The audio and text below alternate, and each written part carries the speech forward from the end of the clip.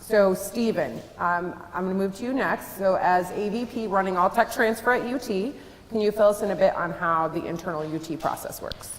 Yeah, so our office is responsible for the identification, protection, marketing, and license of university intellectual property. So that's any intellectual property that's developed by faculty, staff, or students utilizing university resources or at university facilities or within a faculty member's scope of employment.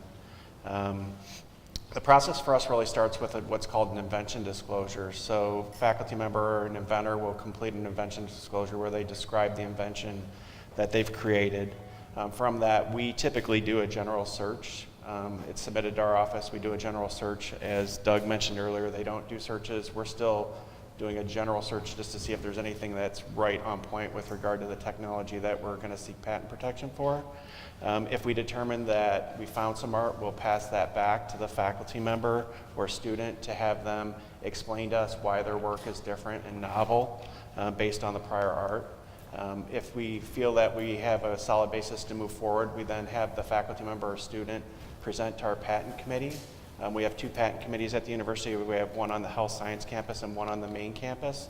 The one on the health science campus pretty much looks at things that are related to medical devices and things of that nature, whereas the one on the main campus looks at physical science-based intellectual property.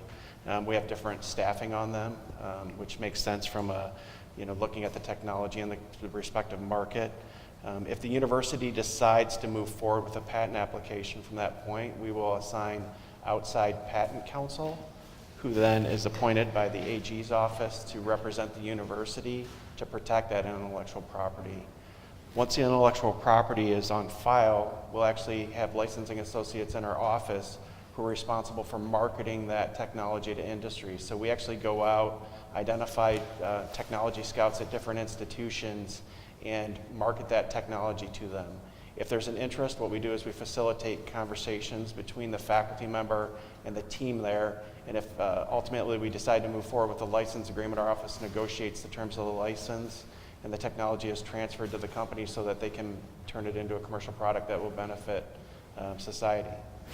So that's pretty much our process. I think it's interesting to know, that if anybody here that does work at UT, that, Stephen is there, his office is very helpful. I've worked with them on a number of occasions. So, all you have to do is reach out to them and they'll help you through the process. So, thank you, Stephen, for just kind of informing us on that.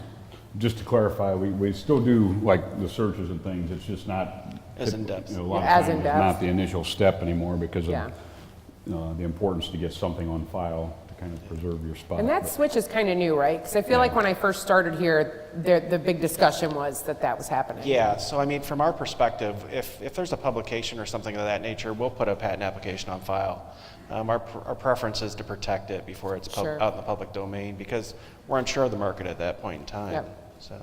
Yep. Good. Excellent. Thank you.